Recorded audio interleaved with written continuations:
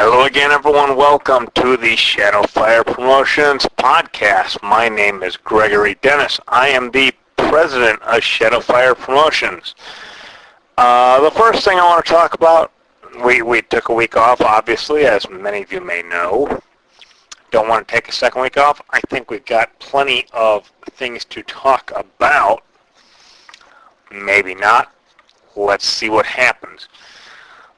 First thing I want to talk about is acronyms as it relates to what we do here in pro wrestling and mixed martial arts. There are plenty of acronyms that are there. This I've seen through the Associated Press and pretty much everywhere else. So I want to go in and kind of make this a little clear. I've seen this. I don't like it.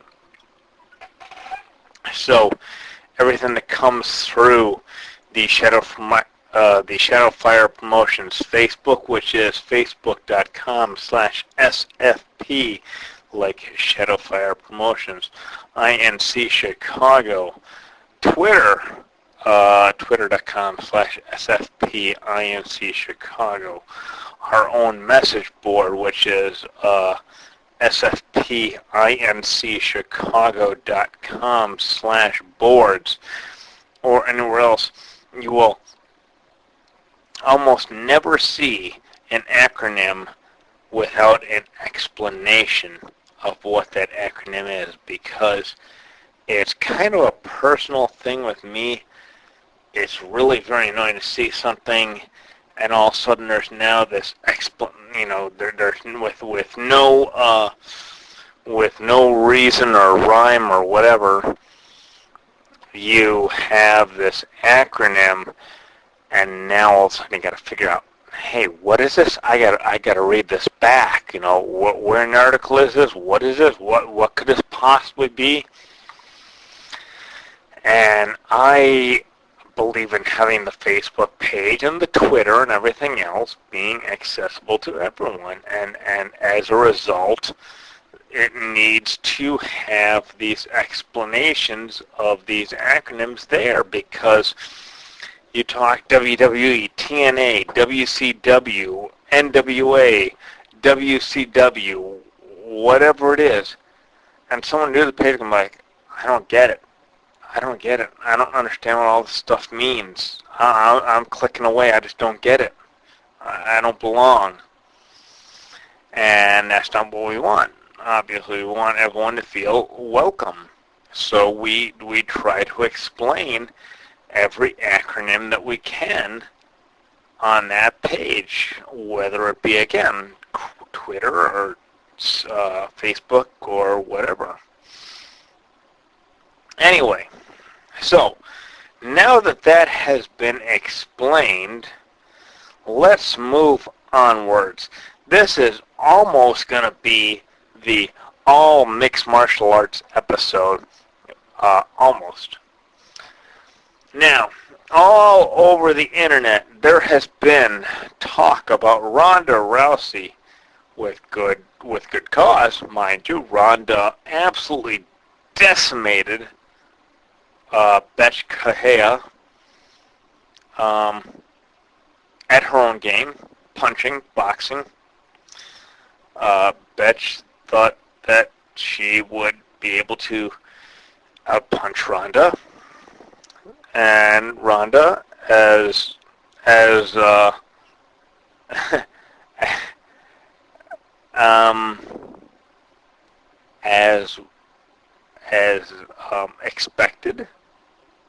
expected, put Betch in her place. Now, I'm not here to talk about Betch Kahea and Ronda. I'm actually here to talk about Ronda and Cyborg. Kristen Justino. I don't have her proper name in front of me, but that's needless to say. I don't think it's important right now. But anyway,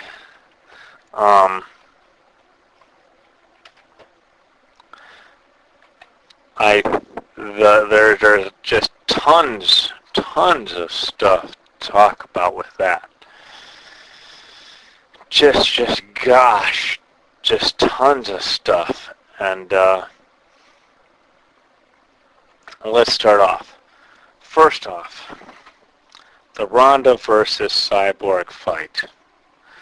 Fanboys, hate to disappoint you, not going to happen. It's not going to happen. I'm going to repeat that. Ronda Rousey versus Cyborg Justino is not going to happen. And I'm going to go even further. I'm going to tell you why it's not going to happen. It's not going to happen because Cyborg doesn't want it to happen. Cyborg keeps mentioning Ronda's name because Ronda is right now the face of women's mixed martial arts, and Cyborg is not. Cyborg needs Ronda. Ronda does not need Cyborg. But even if, and I know that Cyborg has been complaining, oh, Ronda's been ducking me and this and that. No, Ronda's been doing what Ronda is doing. She's been fighting at her weight class. And Cyborg is fighting at her weight class. And Cyborg keeps saying, oh, I want it. But the truth is, she doesn't. She doesn't. Why does she not? Because she is actually, this is a long shot here, she doesn't want to be decimated by Ronda. She talks all the smack that she can, but she doesn't want to be decimated by Ronda. So even though she says, Ronda, I want you, she really doesn't. She truthfully doesn't want Ronda. You know, she can talk all she wants, but the bottom line is she's not willing to budge as far as her weight class to go down.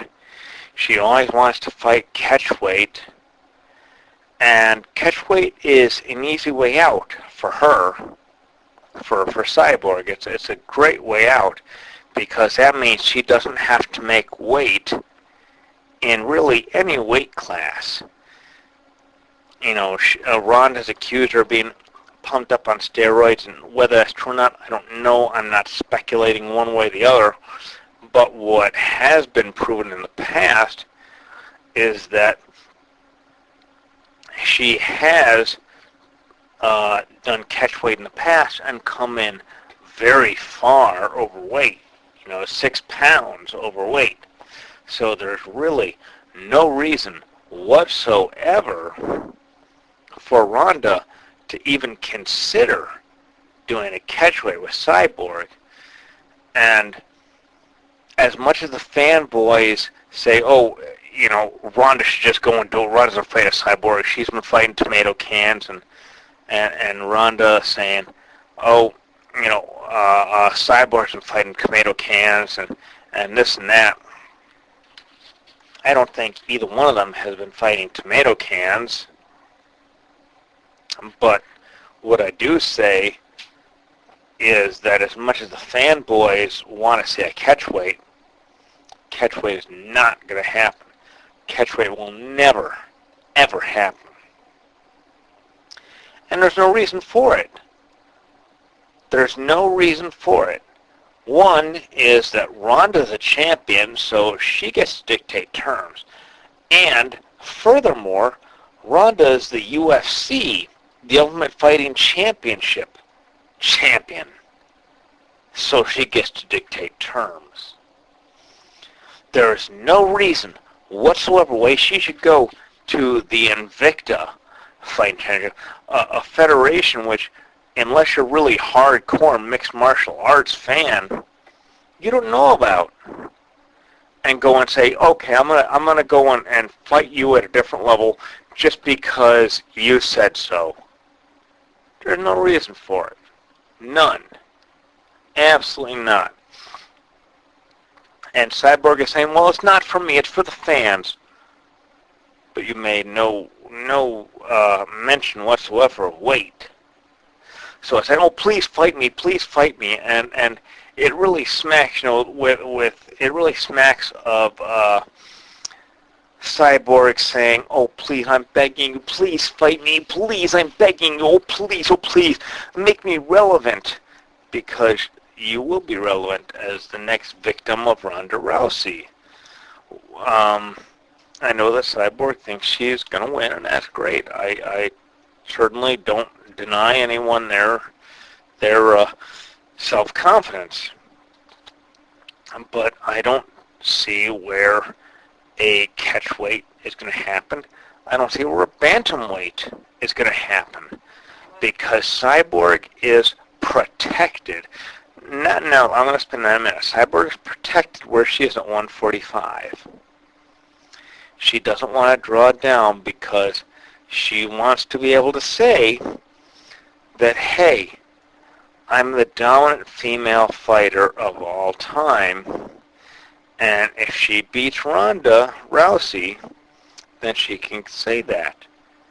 It doesn't matter that she's 10 pounds above Ronda's weight class. She gets to say that, because in the end, no one looks at weight class. It's like the original Ultimate Fighting Championship when Royce Gracie, who was probably easily 100 pounds beneath most of his opponents, won. It was very similar to that.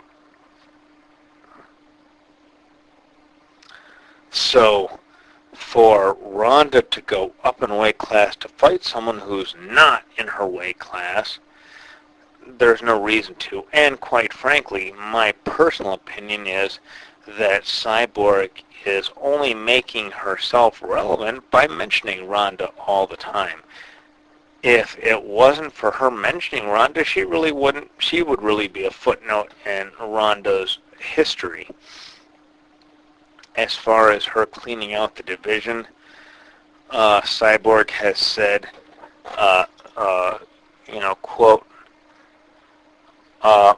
when a champ cleans out a division, everybody saw this, the champ goes up to fight somebody else. I'm a champion at 145, and I can drop to 140 to fight her, end quote, which is not accurate in the slightest, because Georges St. Pierre never switched weight classes, and he was certainly a champion at his level. Matt Hughes, Chuck Liddell, Tito Ortiz, Fedor Emelianenko, Mauricio Shogun Rua, Nogueira, John Bones Jones, Dan Severn, Chemo, Fabricio Werdum, Mirko Krokop, all these guys, Andrei Arlovsky. None of these, all these people were champion. All these people at one point in time cleaned out their division. All these people were champions. There's no one here that was not a champion. And at one point in time, all these people cleaned out their division. It's not like they had one and done as far as chance to reign, but they never moved up in weight. They never moved down in weight. So for Cyborg to say, well, when you clean out their division, it's only right that you move up to take on the next one. No, it's not. No, it's not. Not at all. And furthermore, the women's division is just beginning. It's the same thing as when Royce Gracie went and cleaned out his division in the original UFC, in the original Ultimate Fighting Championship, UFC 1, UFC 2, 3, 4. Then, hey, they didn't have a court appeal. Said, oh, there was no weight class then. Yeah, exactly the point. There was no weight classes then, and Royce still cleaned out the division. Now there's weight classes. Now there's differences.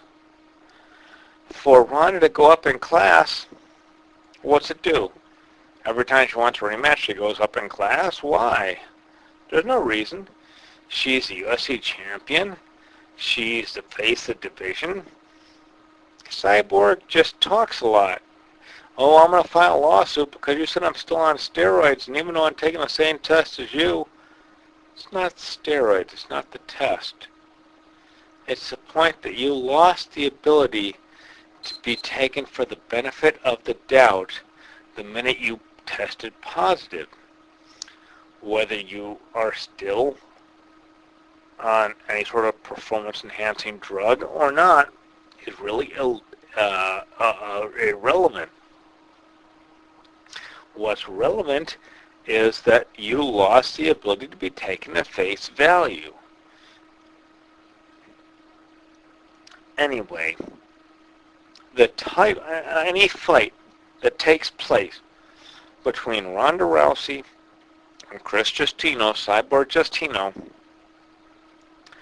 must absolutely take place for the title, and it must be on pay-per-view.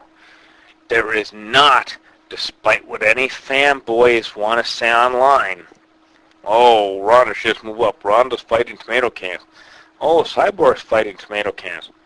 Look, I spent last week looking over both women's fight records. I don't feel where anyone has been fighting tomato cans. But there's absolutely no reason why Ronda should go up in any weight class to battle Cyborg just because Cyborg says so. Ronda's a champ, and it's kind of like the NCAA versus junior college, or the NCAA versus the pros, whether it be the NFL or what have you.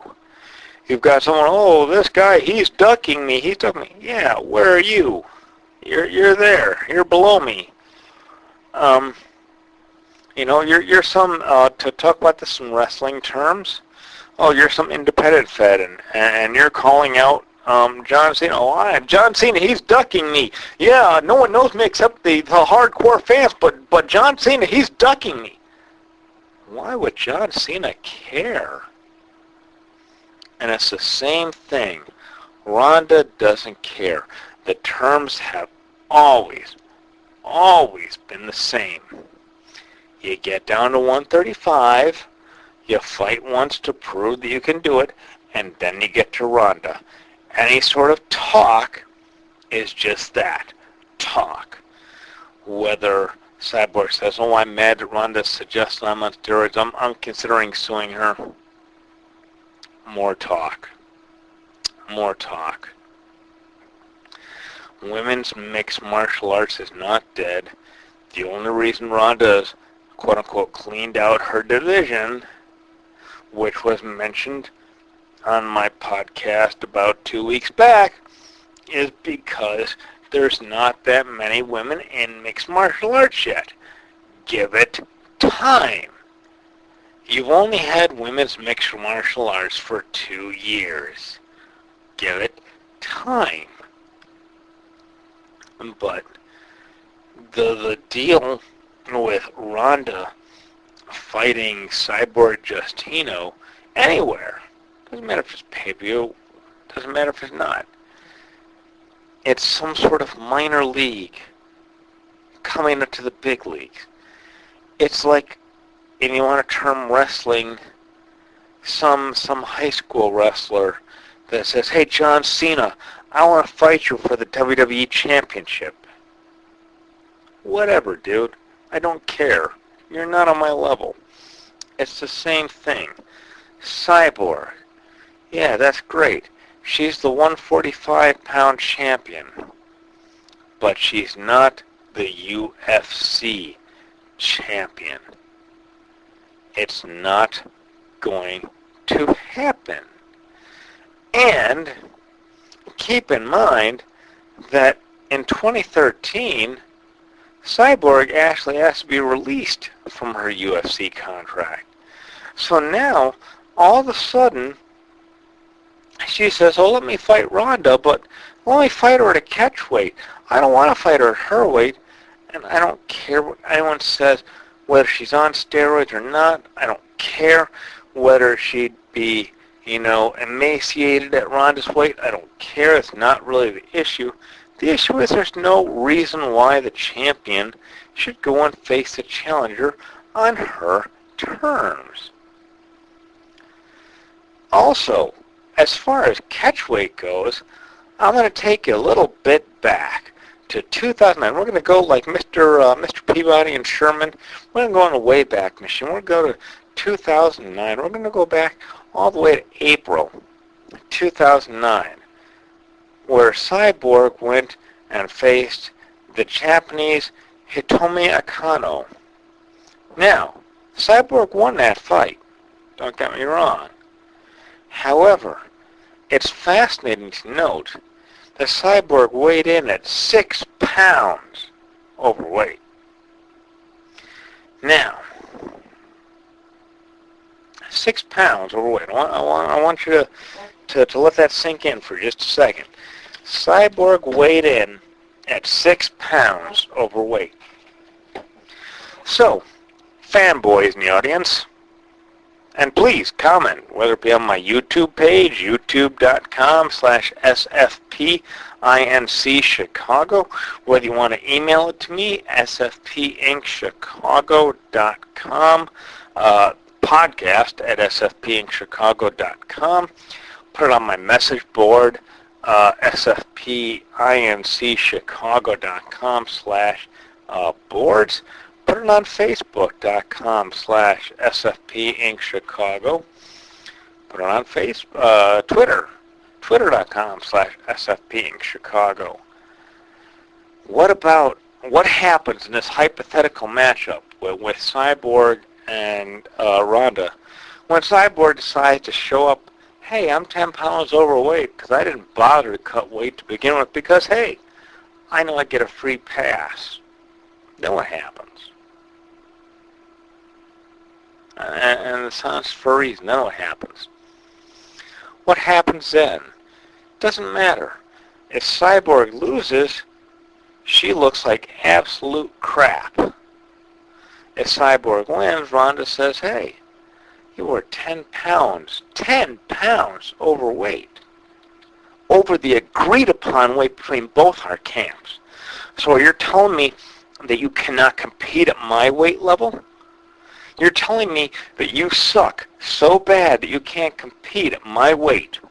I just want to make sure that you can't compete at my weight level, that you have to compete another one because you're scared of me at my weight.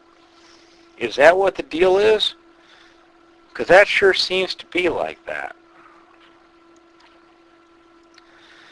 And for all the talk, I know there's been recent talk, oh my gosh, December Cyborg is going to fight Ronda. I know that they've gone and signed this match already. The UFC has signed it. It's guaranteed. It's what's going to happen. It's going to be Ronda versus Cyborg. It's going to be December 5th at the AT&T Stadium. Oh, yeah. The only problem is what UFC pay-per-view at AT&T Stadium on December 5th? Because we have UFC 193 on November 15, which is in Melbourne, Australia, and UFC 194, which is December the 12th at the MGM Grand Garden Arena in Las Vegas. So it's already announcing those dates. And those dates are set, so there's not going to be a December 5th. There may be a fight night or something in between, but again, it all seems to be a lot of talk. Cyborg really seems to be talking a lot and not really coming through with much. This is why I say this is the all mixed martial arts version, because Cyborg just seems to be really talking and talking and talking, and nothing seems to be coming out. It's kind of like when you're deaf and you're listening and someone's talking and just can't seem to understand the words they're saying. Now, we're going to continue a little bit, move away from Cyborg, but we're going to continue with a little bit of Ronda. This, call this out. Call this the Arts Rousey. Oh, Jesus, excuse the hell out of me. The All Ronda Rousey version of the podcast. Ronda has said in the news recently that she would take on Floyd Mayweather. She would take on Floyd Mayweather. She would take on Floyd Mayweather. I'm just going to forget the money part of his nickname because I'm just going to forget it. She would take on Floyd Money Mayweather in a no-rules bout, and she says she would kick his butt, for lack of a better term, to keep me out of the explicit list. Well, duh. No offense, Ronda, love you, girl, but duh. Because it's been proven in the past, whether it be worked or not, that boxer versus wrestler, boxer versus jiu-jitsu, boxer versus anyone just doesn't work. It doesn't work because boxers are very singular in terms of, again, know how to punch. Hey, they're great punchers. They can dodge a punch. You know, they may be able to take a punch. They're great punchers, but they can't do anything on the ground. That's where mixed martial arts comes in. They can not only take punches, they can fight in the ground, they can do anything else. They can do a lot of things. But, you know, it's not a matter of,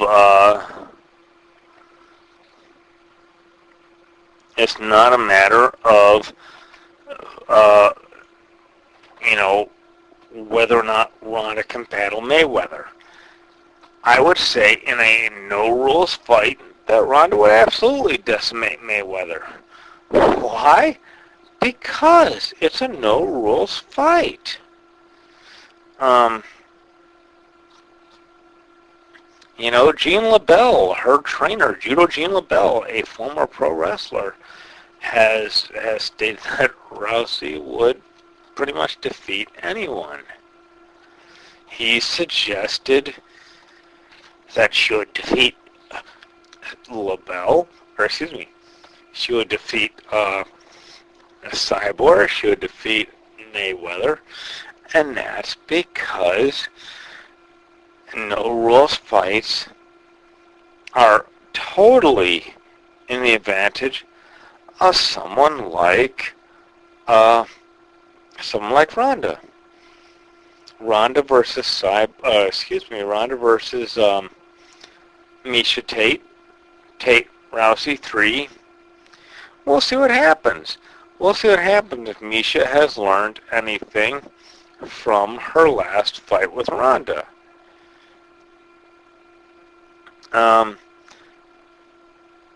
But, you know, I think there is no reason to sit there and think that a Ronda Rousey versus Cyborg is on the horizon any more than I think a Ronda Rousey versus Floyd Mayweather is on the horizon, because neither one of those fights are on the horizon for a lot of reasons. Continue on with Ronda, and hopefully this is last little. I mean, if there's any Ronda haters, I apologize because I spent the last 30 minutes talking about Ronda. So if you're a Ronda hater, I'm sorry in advance. But Ronda, people have been talking ever since her appearance with The Rock at WrestleMania last year, where she beat up Stephanie McMahon and Triple H, whether Ronda Rousey would go full-time to WWE. And Dana White has said one and done. Ronda, to her credit, has not said a thing. I don't think that Ronda has any interest in going to WWE for a lot of reasons. One is that she's still very young, and she's still got an outstanding mixed martial arts career ahead of her. There's a lot of women out there. She's got a lot of great women in the wings. Holly Holm is in the wings. I'm sure there's a lot of others in the wings waiting. I would love to see Kat Zingano face her again. I'd love to see Holly Holm. Holly Holm is right up there. You know, I would say, in my personal opinion, no looking at rankings, no nothing, And I would personally view Miesha Tate below, um, um, I'm bad at this, damn. Below Holly Holm and Kat Zingano. I would put Kat Zingano first, Miesha Tate second, because Miesha's actually had a bout before, and then Holly Holm. But whether Ronda goes full-time to WWE, I can't see that happening.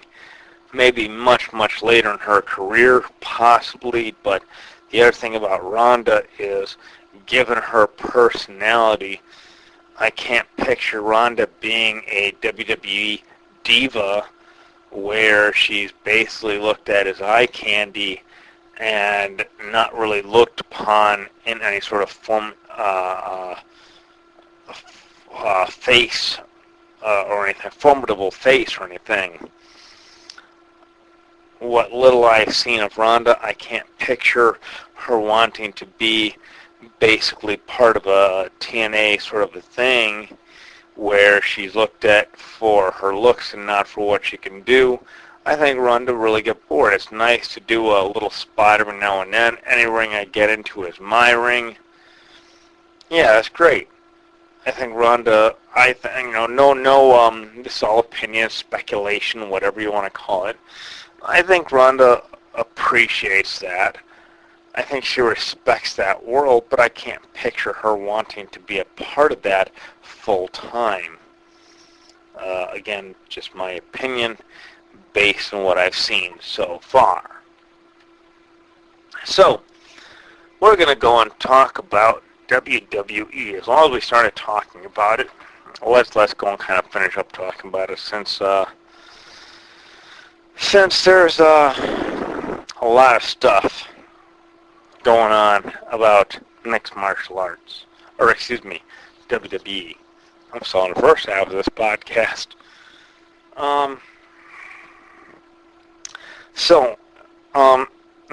It used to be when before the WWE Network, every pay-per-view was kind of their own single thing, and SummerSlam we've seen is moving to 4 hours, the same as WrestleMania, and all the other pay-per-views still 3 hours. So the question is, are all the pay-per-views now equal? Is say Hell in a Cell is equal as WrestleMania? Is SummerSlam is equal to, say, the Elimination Chamber because they all cost the same? They're all $10 a month or free, depending on if you sign up at that time or not. Are these pay-per-views anything special anymore? Is WrestleMania that special event anymore? Is is SummerSlam any pay-per-view anymore? Is that special? Are the Big Four, which used to be the Royal Rumble, Survivor Series, WrestleMania, and SummerSlam, are they special? Are they special anymore, or are they just kind of another pay-per-view that's, hey, it's there to fill up calendar space, hey, buy it, because, hey, it's here to fill up calendar space. It's good that WWE started filling up, speaking of calendar space, it's good that WWE started filling up aforementioned calendar space of WWE, or of SummerSlam, rather, because up until about a week or two ago, they didn't really have a pay-per-view schedule set, so it's very good that they have this schedule set. With regard to SummerSlam, it's unfortunate. It's unfortunate that first off, that all pay-per-views are the same, on the same level. They all cost, they're all $10 a month. WrestleMania is no longer a special thing, but it's also unfortunate that WWE continues to go and plan all their shows, whether it be the former pay-per-view or not, at the last second.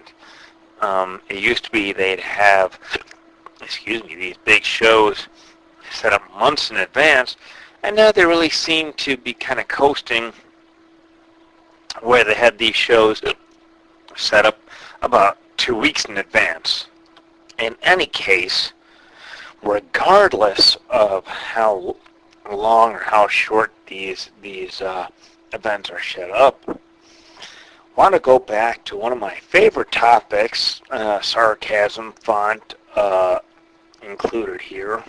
I want to talk about the Authority. How the Authority, mind you, not WWE, but the Authority signed 8-year-old Elijah Mainville, because it was best for his business, and at the end of the day, it puts a smile on people's faces.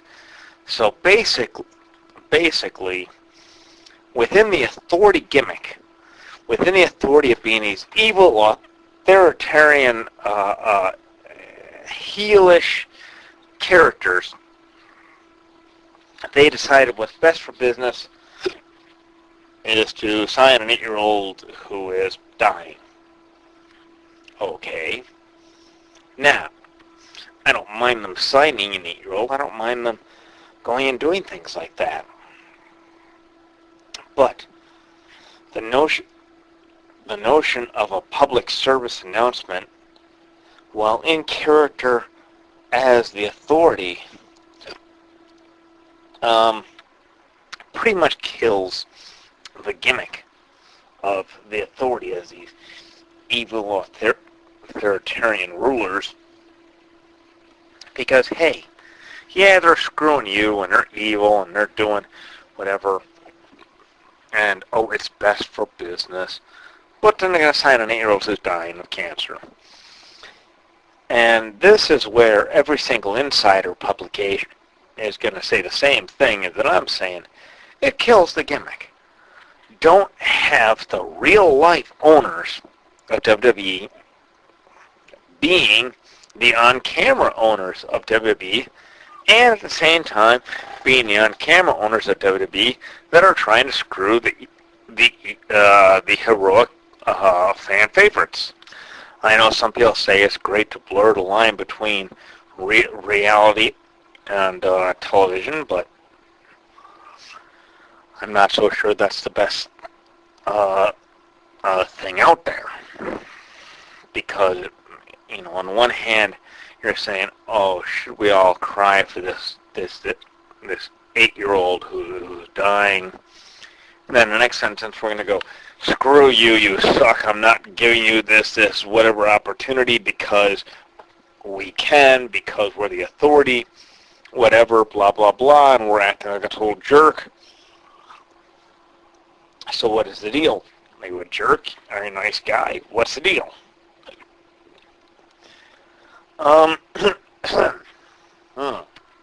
By the way, the notion of putting a smile on people's faces, and what's best for business. First off, the what's best for business phrase is complete and total BS. Signing an 8-year-old boy is not best for business. Look at it from a straightforward business standpoint. Okay, how is signing an 8-year-old boy best for business? Tell me. The kid's dying. That's best for business? Wait, I'm sorry. I'm looking at it straight from business. No storylines, no nothing. How is this best for business? How is it best for business? Someone email me at podcast at sfpinchicago.com and tell me how signing an 8-year-old boy is best for business. Tell me, what business he going to affect? Oh, wait, he's going to affect pay-per-view buy. Man, we're going to sell WrestleMania through the roof. SummerSlam, we're going to schedule him in a match. He is going to be through the roof, man. The buys and WWE are going to skyrocket because we signed an 8-year-old. Look, I'm not heartless, but to to say that signing this young man, this young boy, is best for business is simply using the catchphrase of the Stephanie McMahon and Triple H character, and again trying to blur the lines. And that's not good for either A, their business, or B, the real world in general, or even a fantasy world that WWE exists in. How do you sit there and justify that? Tell me, how is this best for business? And that's, it's best for business. Okay, fine, it's best for business. How? How is this best for business? So you're in character telling me how good this is for business. We sign an 8-year-old. You can't have it both ways. Either say that this child is signing on. It's been his dream. He's dying. We gave him his lifelong dream. Or be an a-hole on camera and be like, no, I'm not doing it because we're jerks. We can do this. But you're inconsistent with what you do. And that's another thing that people complain about when we talk about declining viewership on Raw, is we talk about how the characters are inconsistent from one day to the next. And there's no greater focal point of inconsistency than the authority of Stephanie McMahon and her husband Triple H, her real life as well as her on-screen husband. There is no better example of on-screen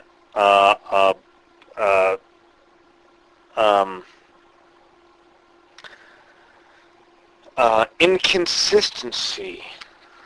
Having a little trouble with words here today. Than them.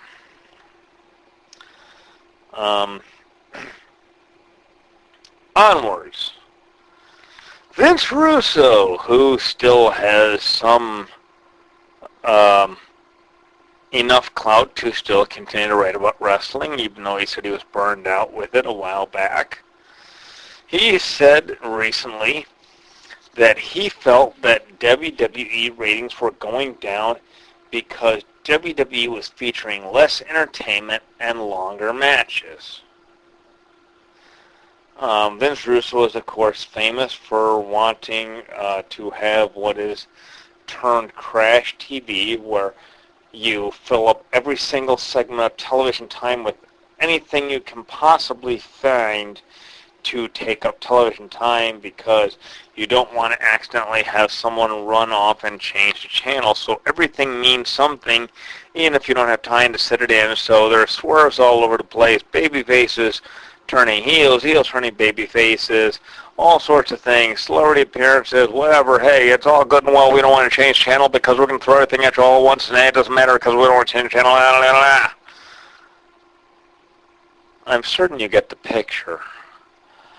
I'm not down on Russo because I certainly felt that some aspects of the famed World Wrestling Federation Attitude Era was quite entertaining. But I've also felt that some aspects of Vince Russo matchmaking was not quite so entertaining. And the reality is that Russo truly does need someone to filter out his bad ideas, and yet Russo, still to this day, and I say this because I've been listening to podcasts where he's a guest, and he still pretty much holds to the same ideas, and he says, well, I'm a different man these days, I'm a different man, but he still wants complete 100% control of any sort of booking of a federation, and he hasn't really been proven to be able to sustain anything on his own. But yet, on podcasts with Roddy Piper, at least, I remember one with Roddy Piper. I don't remember if he spoke with Steve Austin.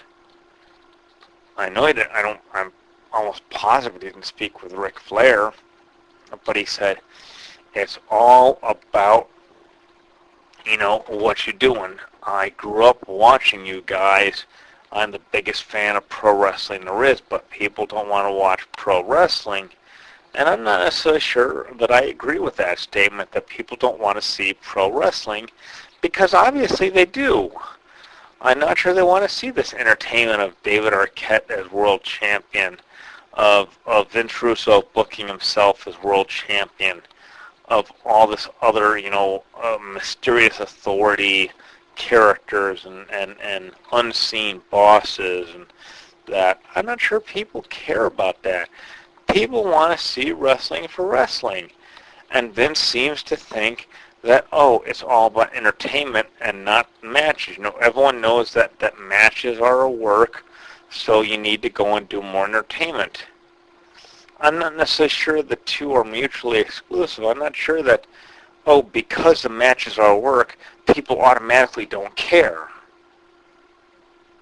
If that was the truth, then you'd have absolutely no interest whatsoever in any independent promotion, because, hey, it's all a work. It's all a work. Don't go and see a wrestling show on the weekend. It's all a work. Just because the work does not detract from our enjoyment of the matches or enjoyment of the storylines. But for some odd reason, Vince Russo seems to think that because wrestling is a work, that you should not be entertained, you should not be interested in wrestling for wrestling, and should not want to see wrestling. And that's really, I truly wonder about what he says when it comes to watching matches. It's like, okay, you saw these old matches with Jimmy Snuka and Roddy Piper and all this, but in the end, how can you tell me that you were a big fan of this stuff when you obviously seem not to be? Anyway, that's my 2 cents, for what it's worth, for whatever anyone takes this podcast to be. My next thing, and let's see, is this my last topic or no? No, it's not. Unfortunately, it's not. Okay, so,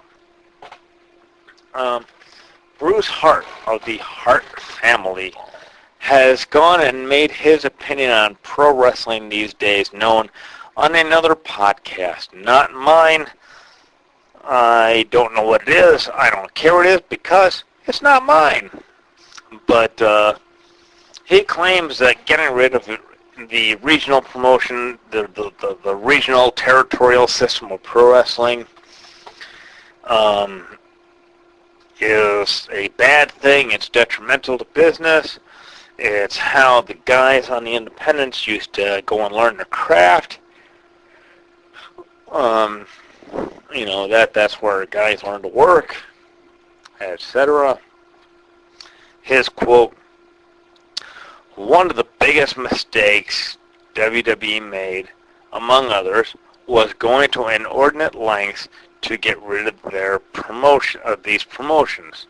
I'm not sure if they were insecure or afraid of them being a threat to them or whatever.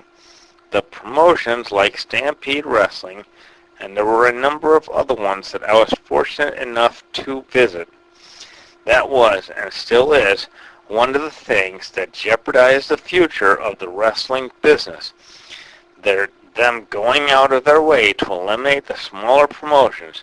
That's where all of the talent was coming from. There's no substitute, even if you've got the best trainers and training facility in the world, which they don't, I might add. In any other sport, you still have to take raw material. In hockey, you develop it in junior hockey.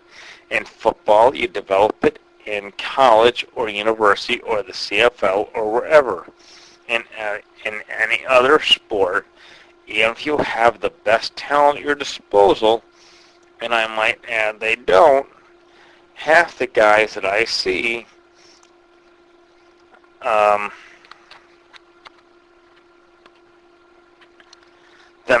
half the guys I see them developing are crap. They still need a place for people to hone their craft and learn how to do the subtle things. Learn how to interact with each other. learn how to interact with fans, all this other. They don't have that. They don't have that. You take these NXT guys, and it's laughable that you always see guys who have come up supposedly from NXT or from the minors in the last decade or so. You do a little research and you'll find out they were kicking around Kevin Owens or Daniel Bryan or CM Punk. You'll find out they were training or wrestling in small indie circuits before they went to NXT.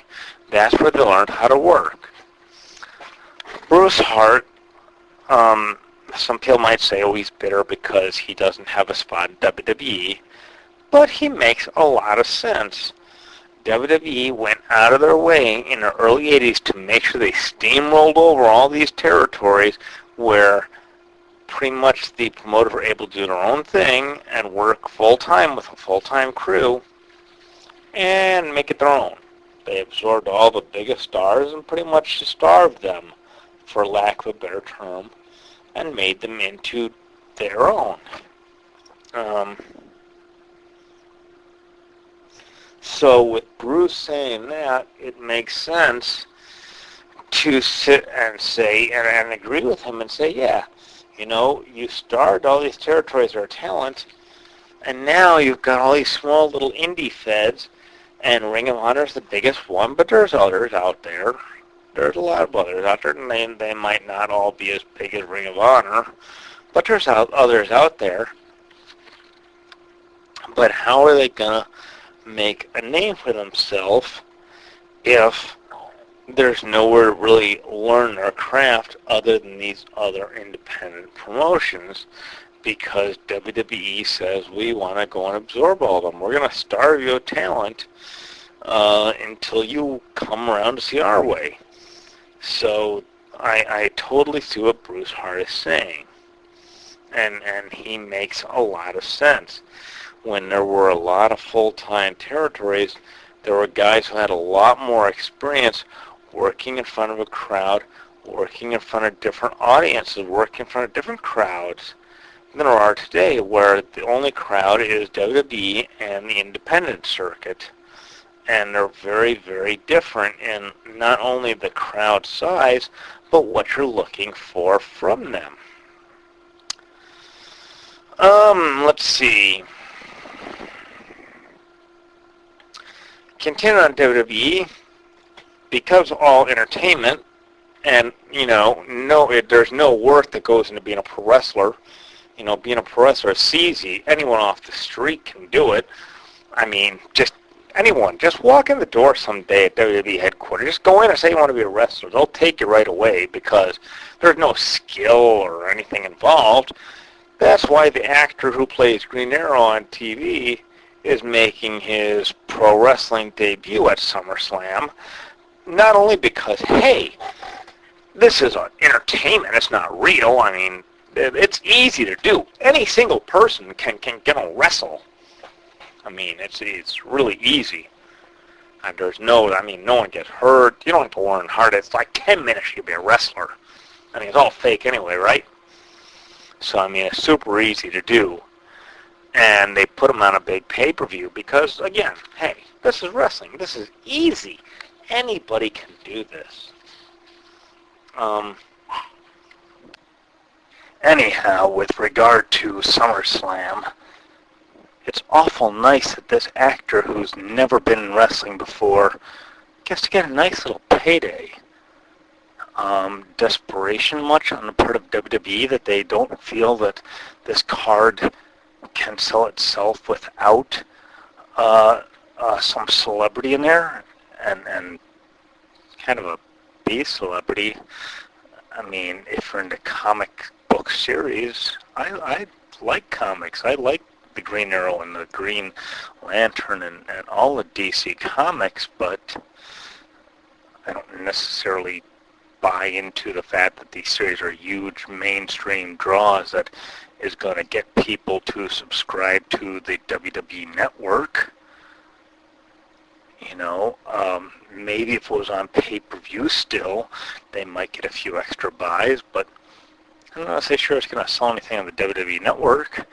And it really does smack of desperation on the part of WWE that they're going to have this celebrity in there. It reminds me of when Jay Leno, wrestled at Road Wild, and he didn't do anything except come in and, do a few little things and not much at all. And he's probably just going to come in and get a pin and whatever because it's a tag team match. So realistically, he doesn't have to do anything in the match. I think looking at the card right now, we have, of course, Seth Rollins versus John Cena, which is champion versus champion. I don't really picture Cena losing, although realistically he probably should, because it would build up Seth Rollins, and Seth Rollins rightfully deserves to be built up. Brock Lesnar with Paul Heyman for against The Undertaker, which, again, Brock Lesnar really, really, really needs to win to keep up with the image that he is just the destroyer of all WWE superstars. Ryback versus Big Show versus The Miz.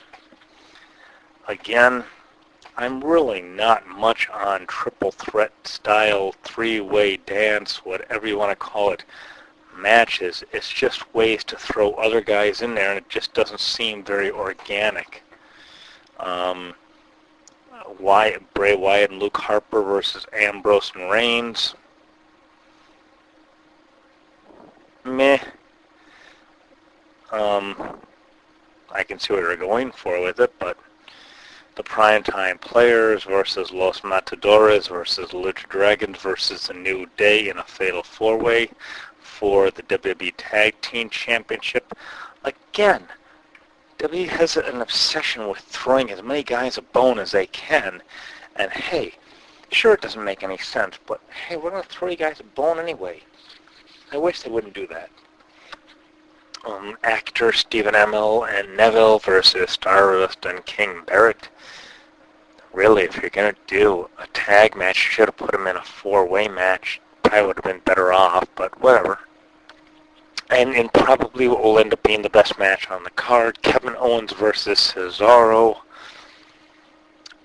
That should theoretically be much higher, but of course the championship match is rated higher, and that rates to what I had mentioned 2 weeks ago, where championship matches always should be at the top of the card, regardless of anything else. And of course, our Divas matches, which gets to have as many girls as we can on the card, just to go and throw them on there, whether or not they belong there or not. Anyway, I'm pretty much done with that, because that I'm not sure if SummerSlam is going to end up being what is referred to as must-see TV. It's 4 hours in length. It's the same length as a WrestleMania, so I hope this doesn't lead to Survivor Series and Royal Rumble being 4 hours. On the one hand, it's nice that everyone gets the guys get a chance to do longer matches, but on the bad side, I'm not necessarily sure all these people deserve longer matches, but we will see. 4 hours is a lot of TV time to fill. So we'll see what happens with that.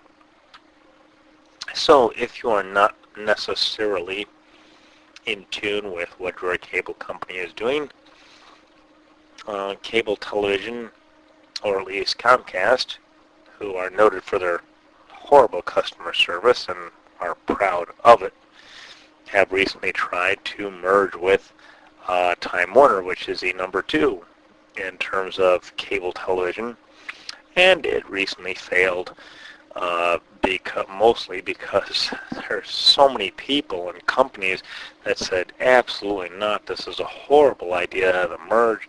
They're going to monopolize the market. They have absolutely horrible, hideous customer service. This is not a good idea. But unfortunately, most people, even though Comcast called off the merger, it brings kind of to light what Comcast did, and probably Time Warner to an extent, which is they took all these, it's a lot like WWE, where they took all these small regional providers and kind of gobbled them up into themselves, and no one really paid a whole lot of attention until, oh my gosh, right now, hey, all of a sudden here's this huge company that says, hey, we want to own the monopoly and everything, and people are saying now, no, you can't do that. But hey, where were you when they gobbled up all the regional promotions, or in the case of Comcast, all these regional cable companies? And that, of course, brings us back into net neutrality, which basically says that all traffic across the internet should be equal, as opposed to having fast lanes and slow lanes where the cable company decides at their discretion alone who gets to have a free pass and who gets to have a slow pass. And hey, if you can pay more money, then sure, you can get a nice fast lane. But if you're not willing to pony up more cash, then hey, you're going to be slower. And there's no telling, of course, how slow will be, but that's just the way it is. Anyway, so we're about to wrap things up here. Of course, we have upcoming in the future Sunny the California Girl from Glow, Roxy Astor also from Glow, an undefeated mixed martial arts fighter and pro wrestler Daniel Puder. And in addition to that, we'll also be having a small test run where we'll have someone, probably from our Facebook page, and if you're interested, make sure to email us at podcast@sfpinchicago.com. And we might just do a test run with you. So let me know if you're interested. We'll do a quick test run, make sure everything works, make sure the phone lines all work, make sure everything's all good to go before we get our famous guests on. And speaking of our famous guests, let's go and talk about Daniel Puder and his charity, My Life, My Power, where you want to go to Amazon Smile, and you want to go and log on to smile.amazon.com/ch/45-409-5213, because that is the link to go and benefit My Life, My Power World Incorporated. That is Dan Puder's charity. And if you shop through that link, then Amazon donates 0.5% of the purchase price to My Life, My Power World. So make sure you click on that link to go and support My Life, My Power. Also, speaking of external links, make sure you go to aovacations.com/rw/crew/5222. That is the cruise in early 2016 where you can get on board. We've talked about the Afterglow fan party and Roxy Astor and her desire to get all the Glow girls together in a very informal sort of setting and just shoot the breeze and talk about Glow and talk about everything wrestling and just pretty much anything the fans want to talk about. Well, this is the next best thing to it. You get to be on a cruise, an actual legitimate cruise with the Glow Girls. So make sure you check out that link, aovacations.com/rw/crew/5222. If you're a big fan of classic rock, you can check out my buddies, the Wind Gypsies, that is GYPSYS. They've got a great mix of classic rock and new tunes. They have performed on the stage with pretty much any big name you can think of. Most of the songs they perform, short of their original ones, of course, have all their cover songs they pretty much performed live in concert with the original artists. So they've been around the block. They know what they're doing. They're good people. They're the great sound. And if you're interested in classic rock, you really need to check out the Wind Gypsies. Cairo 1, if you have been in the ring or in a cage and you're just all sorts of messed up, you're sore, you're hurting, check out Cairo 1. and see what they can do. If you check out Loop 2 at Cairo 1, check out Dr. Ed. He's helped me. He's probably extended a good 10 years or so to my athletic career by hooking me up, and I'm sure he can do something good for you. So check them out. Once again, none of these people are paid sponsors, so hey, if you got money, you want to chuck at us, hey, check it out. Because right now, we need some money. These people are just our friends or people that are deserving of some plug one way or the other. Kimberly Cormican, her novel, Whatever Makes You Blind, you can check it on Amazon. It's on Kindle. I know it's on Kindle. You can check it out on a paperback. He may still be able to get it in hardback if you're a hardback snob like myself. Nicholas Wautier. Nicholas. Nick. Oh, gee, where do I start with Nick? Nick. Technopoly411.com is his website. Nick is the man. Nick is the man who got us on the air, who helped us through all the beginning stages of this podcast. If it wasn't for Nick, you would not be hearing this. He got us in iTunes. He has done everything. He has been a huge help. I've known Nick for, probably close to 10 years now or so. Nick is a good man. Anything technical from podcasts to, just anything electronic cameras and voice recorder, just everything. Nick is the man. You want technical help, you want a computer geek, Nick is your man. Check him out, Nicholas Wautier. Wautier Entertainment. He also does DJ, so hey, you're looking for a DJ for your party, check him out. That's WAUTIER. Nick, I'm sorry if I spell your name wrong. I don't have the proper spelling in front of me. But hey, you can check him out. He's in our favorites on Facebook, facebook.com/SFPINC Chicago.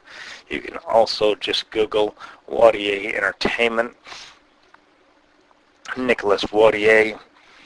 I'm sure you'll find him. Make sure you tell him that you got sent to him from us.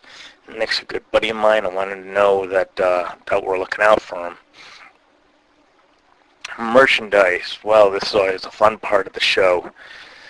We've got merchandise. I have sitting here in my office boxes of magazines, every type of magazine you could possibly want, from Maxims to Playboys to Glamour for the girls to Cooking Light and Glamour and Better Homes and Gardens and just everything you could possibly want. So, check them out. We got lots of vintage magazines. We got plenty of pro wrestling and mixed martial arts, lots of vintage stuff. The original Ultimate Fighting Championship on VHS, the first 22 volumes of that. Won't find that on DVD at all. Let's see, we got the Brian Pillman Memorial Show. That's a 5 VHS set, and that absolutely has never been released on DVD. We have most of the remaining stock from Heartland Wrestling Association in Cincinnati, so make sure to check that out from us as well. Let's see what else. So we've got, of course, Hitman Hart Wrestling with Shadows. We've got the original VHS movie with a booklet. That's exclusive to the Canadian version. We've got the soundtrack to it on CD. We have especially the new version. We've got the 10th anniversary edition with the remastered film. And we also have The Life and Death of Owen Hart, 2 DVD set. We've got the movie posters that go with it. So that's 2 DVDs, 2 posters, $30. Shipping is included anywhere in the United States. It's a great deal. Check it out. Anything having to do with going and placing an order, buying merchandise, anything else, you should check it out at orders at sfpinchicago.com. If you have a question regarding us distributing for your independent promotion, email us at distribution at sfpinchicago.com. If you want more information about what we do when we distribute merchandise, check out distribution.sfpinc-vendors-new.htm, and that will tell you everything you need to know. Anyhow, I think that is about it. So, that wraps up this edition of Front Row Ringside, the Shadowfire Promotions podcast. So until next week, I will catch you front row ringside.